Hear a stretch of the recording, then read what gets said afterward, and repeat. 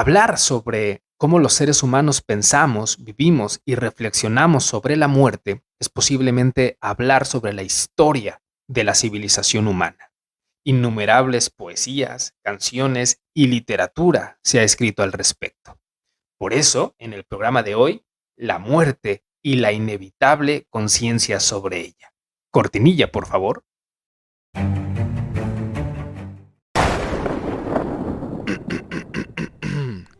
Aquí comienza Intento 203. Intento 203. Hablar sobre la muerte no es solo reflexionar sobre el inevitable fin, que por supuesto tiene mucho que ver con eso, de fin, de acabar, de colgar los tenis, de tomar el viaje sin retorno al patio de los callados. Pero también hay más, no es solo un tema oscuro, triste y lleno de tabús, es también hablar sobre sociedad, sobre ser y saberse humano. Posiblemente seamos la única especie sobre este planeta consciente de su mortalidad, y en el conocimiento de ello se cimientan gran parte de nuestras tradiciones, ritos y costumbres, religiosidades, normas y conceptos morales. La ciencia no niega que algunos animales presentan comportamientos relacionados a la tristeza de perder a un miembro de su especie. Algunas madres primates tardan días y hasta semanas en soltar a sus crías al morir, y algunos elefantes parecen presentar lutos grupales ante la pérdida de un miembro de la manada. Pero al parecer, los seres humanos hemos dado un giro a la tristeza por la pérdida de un miembro de la especie, a la preservación de la memoria del ser querido. Los huesos del infante, de un pequeño de no más de 3 años encontrados en Kenia, datan de más de 80.000 años atrás. Este sería el primer caso registrado de un ritual funerario de nuestra civilización. El pequeño fue depositado en una cueva con la rodilla cerca de su pecho, lo que demuestra que fue acomodado en una posición específica. Su cabeza estaba apoyada sobre una especie de almohada y los restos humanos envueltos en una sábana. ¿Qué nos dice este hallazgo? De ya hace 500.000 años atrás, por lo menos, nuestros antepasados ya reflexionaban sobre la muerte y sus repercusiones físicas y metafísicas. Entendían las partes biológicas, alejarse del cadáver por razones higiénicas, pero también había humanidad. Dejarlo en una cueva protegido para que no fuese devorado y maltratado por el clima, es decir, respeto y preservación a la memoria. La almohada y la sábana involucran un ritual en el que sin duda hubo cooperación entre miembros de la sociedad. Esto es más potente aún porque nos hace preguntarnos si el ritual funerario tenía que ver con el respeto a la pérdida del ser querido o ya había pensamientos místicos religiosos. La realidad es que el ser humano vive la mortalidad desde la fragilidad de la vida y el dolor de la pérdida, pero también desde la imponente e imborrable memoria colectiva.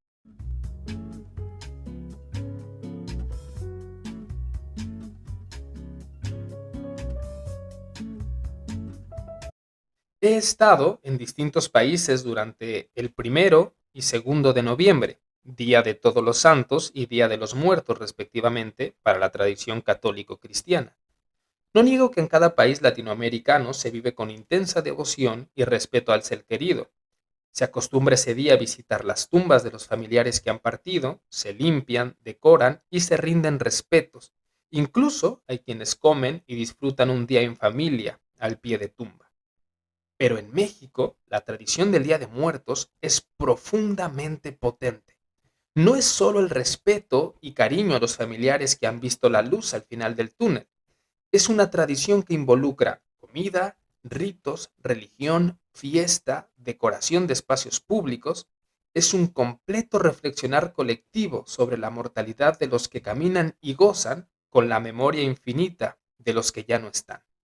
No se le imita a las tumbas o cementerios.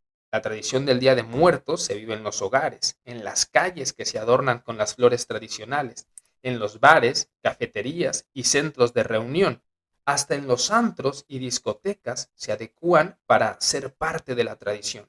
Inclusive las escuelas, con más o menos polémica, al ser México un país laico y esta tradición más o menos religiosa, está la controversia servida.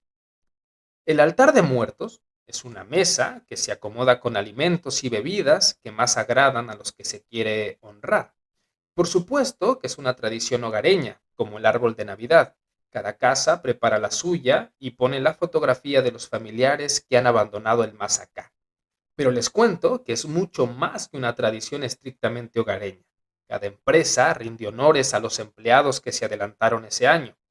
Recuerdo que en mi universidad hacían muchos altares con distintos temas, los obvios, como los maestros o alumnos que hayan desvivido, pero también estaban algunos exclusivos, por ejemplo, para la comunidad LGBT, mujeres que hayan trascendido y así distintos personajes del otro mundo que alguien considere digno de incluir en un altar de muertos.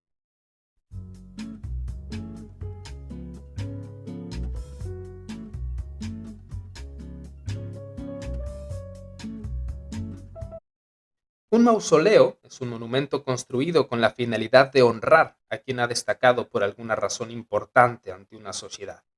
Las comunidades han visto la necesidad de preservar la memoria de un personaje muy trascendente y formidable con una construcción que además posea belleza arquitectónica para destacar aún más los atributos del difunto que hizo en vida, obviamente. Las grandes pirámides egipcias que conocemos no son más que inmensas tumbas construidas para albergar el cadáver momificado de los faraones. Uno de los mausoleos más famosos es uno no conocido y por siempre buscado, la del rey Alejandro III de Macedonia, más conocido como Alejandro Magno. Este ávido estratega militar creó sobre sí una fama que lo inmortaliza hasta el día de hoy. Murió en Babilonia, enfermo, herido o envenenado, cosa imposible de confirmar. Pero la causa de su muerte no es el mayor misterio de su reinado, sino dónde está sepultado el gran conquistador Alejandro Magno. Historiadores y arqueólogos siguen tras las huellas para determinar dónde están depositados los restos del legendario monarca.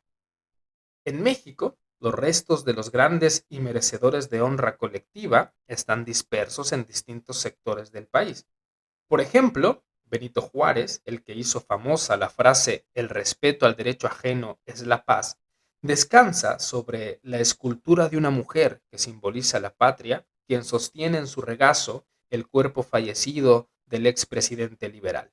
Bella escultura, por cierto.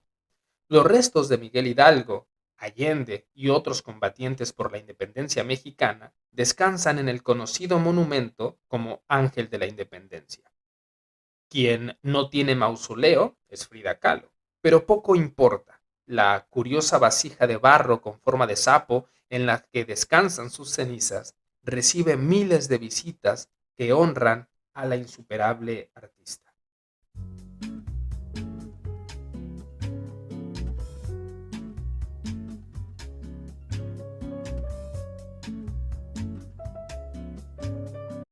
Mar Adentro es una película española biográfica dramática del 2004, coescrita y dirigida por Alejandro Amenábar.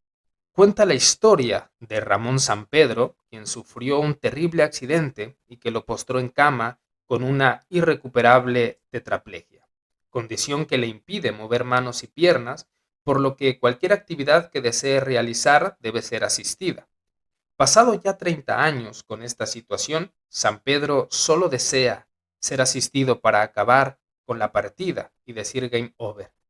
Se atraviesa por el conflicto ético y jurídico que esto significa, pero además te hace sufrir el padecimiento de quien ya solo desea descansar. Es un conflicto ético, moral y religioso. Es la lucha férrea por quien desea irse y quienes defienden el negarlo.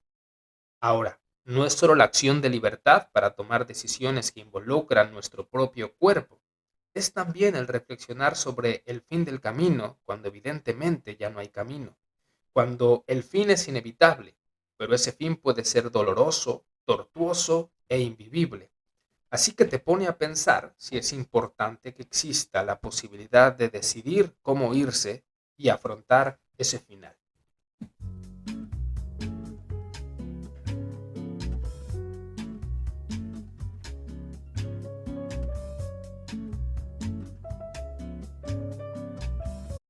Y así es como llegamos a la parte final de nuestro programa del día de hoy. Les agradezco a quienes hayan llegado hasta el final de este podcast. Les invito a que se suscriban, a que den su like, a que en un comentario pongan si les gustó, qué opinión tienen o cómo viven en sus culturas, en sus países, este tema. Nos vemos en el siguiente video. Muchas gracias.